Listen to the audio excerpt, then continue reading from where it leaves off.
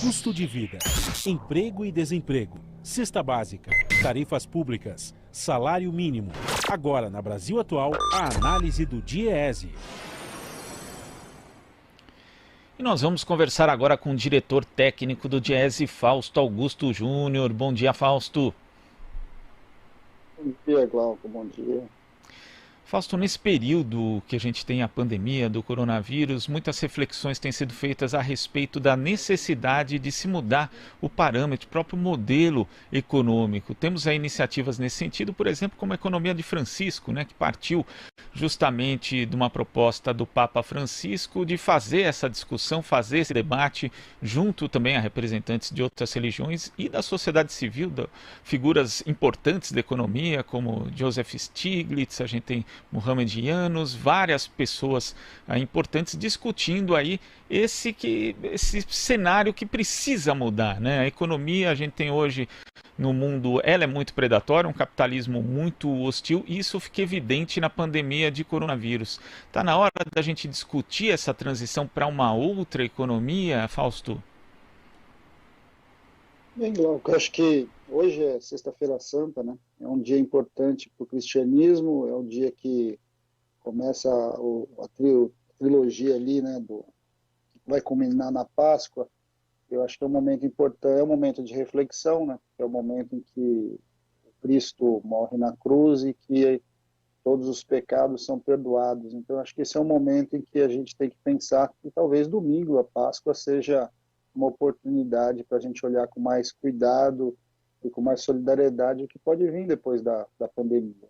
Acho que essa Sexta-feira Santa e a Páscoa do domingo de Páscoa são diferentes de outros anos aí, de muitos anos já. Eu diria que a gente vai passar de fato recolhido às nossas casas fazendo reflexão. E eu acho que essa é uma boa reflexão, se a gente não deveria, a partir da pandemia, a partir da volta aí que possa surgir um outro mundo, uma outra economia, uma outra forma da gente pensar tudo que a gente tem vivido. Quando o Papa chamou essa discussão, ela era para ter acontecido agora, dia 23 de março, ali em Assis, e acabou não acontecendo, porque a Itália já vinha sofrendo pesadamente com a pandemia, e aqui no Brasil a gente tinha feito uma longa conversa ali no final do ano passado, inclusive mandando uma carta para o Papa, que era a carta de Clara e Francisco do Brasil, para que a gente pudesse repensar isso mesmo. Aqui no Brasil, naquele momento, a gente estava vivendo as agruras do que tinha significado Mariana, do que tinha significado Brumadinho, era o petróleo nas praias do Brasil inteiro, ou seja, a gente já vinha vivendo um conjunto de tragédias que nos faziam nos perguntar o que, afinal de contas, será que é para isso que a gente está aqui na Terra, né? Será que é para isso que a gente trabalha uma economia? Ou seja, a gente não deveria pensar em algo diferente. Bem, esse pensamento eu diria que agora deve estar na cabeça de muita gente no mundo inteiro, para a gente pensar um pouquinho se a gente não pode sair de uma economia que seja mais justa, que seja menos concentradora de renda, que seja menos devastadora, né? Ou seja, que consuma as nossas riquezas e as nossas possibilidades do meio ambiente. Ao mesmo tempo que todos nós estamos parados agora, né, Glauco? A gente olha aqui para o céu de São Paulo e vê que ele é mais azul, né? As nossas noites são mais limpas, quer dizer, é possível você ter uma economia de baixo carbono, em que o consumo não seja a única razão para que a economia resista. Eu acho que nós estamos aqui vivendo no Brasil, inclusive, uma série de discussões sobre o que é mais importante, se é a vida ou se é a economia, ou seja, essa contradição precisa ser rompida, não faz o menor sentido a gente continuar fazendo discussões desse tipo. Quer dizer, as pessoas precisam sobreviver, a única razão da economia existir é para melhorar a vida das pessoas, né? É para isso que a gente trabalha, é para isso que todo economista que acorda de manhã e começa a fazer suas contas, trabalha até para isso. A gente não pensar numa economia que surja depois, que possa trazer um pouco mais de tranquilidade para as famílias, né?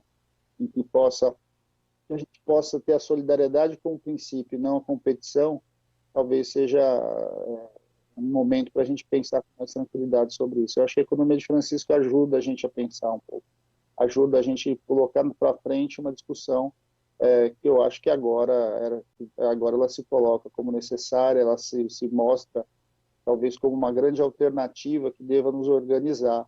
para a gente pensar a construção desse mundo que pode começar a partir da pandemia. Não necessariamente a pandemia, nós vamos sair dela piores do que entramos. Eu acho que é possível a gente construir juntos a partir de uma visão mais solidária, uma visão mais equânime, uma visão mais vinculada ao meio ambiente, à preservação da floresta. São possibilidades que estão postas para nós e que nós devemos perseguir. Aproveitar esse momento nosso aí dessa ideia de hoje para pensar um pouquinho com mais tranquilidade, né, e ao mesmo tempo com mais consciência.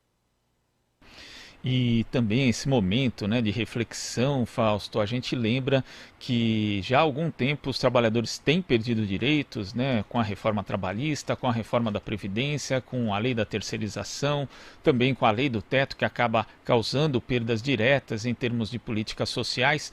E aí a gente vê que essa política sempre motivada pelo medo, né, que pode ser até sintetizado por aquela frase do Bolsonaro de que ou você quer emprego ou você quer direitos.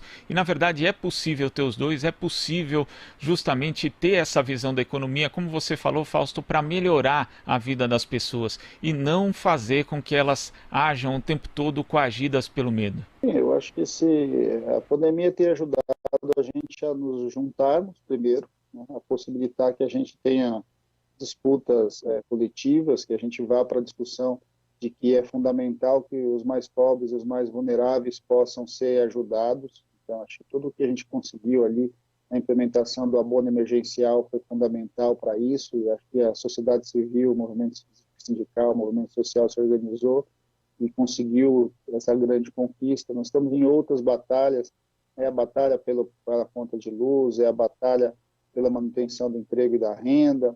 E esses são pequenos ensaios do que a gente pode pensar para frente. É possível pensar algo que distribua melhor essa riqueza. Não faz sentido você ter um conjunto de bilionários que acumule metade da riqueza do planeta.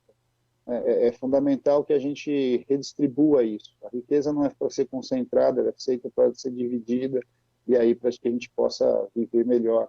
Eu acho que a gente precisa pensar um pouco nisso. A disputa pelos direitos é uma disputa civilizatória. A gente vem construindo esse conjunto de direitos desde o final da Segunda Guerra Mundial, a partir de uma outra visão de que é possível você redistribuir a renda e, a partir dessa redistribuição da renda, você ter uma vida razoável para as pessoas, em que minimamente alguns direitos básicos sejam garantidos. Eu fico dizendo, a gente tem falado muito nesse momento de pandemia, o que seria enfrentar essa pandemia se não fosse o SUS, né? O SUS é muito recente, Glauco. O SUS aqui no Brasil, ele ali do começo da Constituição de 88, ele começa a ser consignado em 91, ou seja, se não fosse o SUS, nós estaríamos certamente muito piores do que nós estamos. E há bem pouco tempo atrás a gente estava discutindo a reforma da Previdência, o desmonte do sistema previdenciário, toda a rediscussão e desmonte da Seguridade Social. Então, assim, é um momento que recoloca para a gente uma série de questões, mas ao mesmo tempo que é ruim, né, porque ninguém quer estar num momento tão complicado como esse da pandemia, faz a gente pensar se a gente não tem que voltar a discutir os direitos, a ampliação desses direitos e como esses direitos vão se colocar. O auxílio emergencial é um auxílio de 3 meses, daqui a pouco ele acaba. Nós não podemos esperar que daqui 3 meses tudo volte como antes. Primeiro, que a economia no mundo não vai voltar como antes depois dessa epidemia. Segundo, que as pessoas que estão recebendo esse auxílio agora vão precisar dele depois de novo. Eu acho que a gente precisa começar um debate muito sério nesse país. Que é possível você ter uma renda básica de cidadania, uma renda digna que a gente possa ampliar, que a gente possa garantir o bem-estar do conjunto da nossa população. É para isso que a gente existe. Nesse momento também, Glauco, a gente começa a perceber que existe dinheiro, não é isso? A gente sempre tem falado que não tem recurso, que não tem recurso, que não tem recurso, que tudo é o ajuste fiscal, mas a gente começa a ver que na emergência o dinheiro começa a aparecer, os fundos começam a se abrir, e alguma coisa estava errada, então.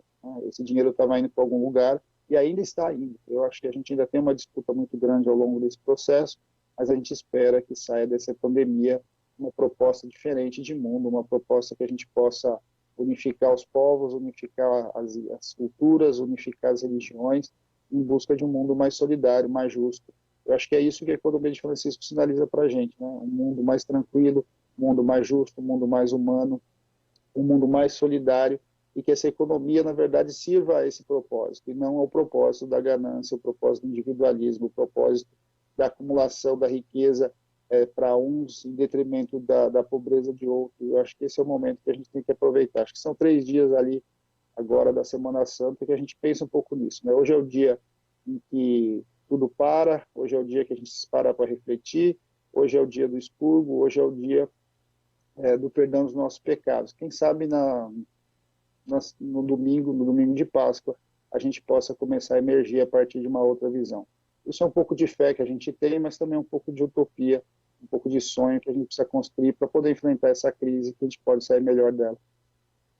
Sem dúvida, Fausto, muito obrigado pela sua participação. Eu já queria agendar aqui para a semana que vem a gente discutir esse ponto que você tocou, a questão da renda básica da cidadania, né, que por muito tempo foi tratado como algo folclórico, né, do então senador Eduardo Suplicy, e hoje se mostra algo fundamental e, quem sabe, né, deveríamos discutir justamente, poderia ser uma das bandeiras, inclusive, do movimento progressista brasileiro, para que essa renda seja permanente. Muito obrigado, Fausto. Até segunda, Glauco. Vamos aí. Até segunda. Acabamos de conversar com o diretor técnico do DIEESE, Fausto Augusto Júnior.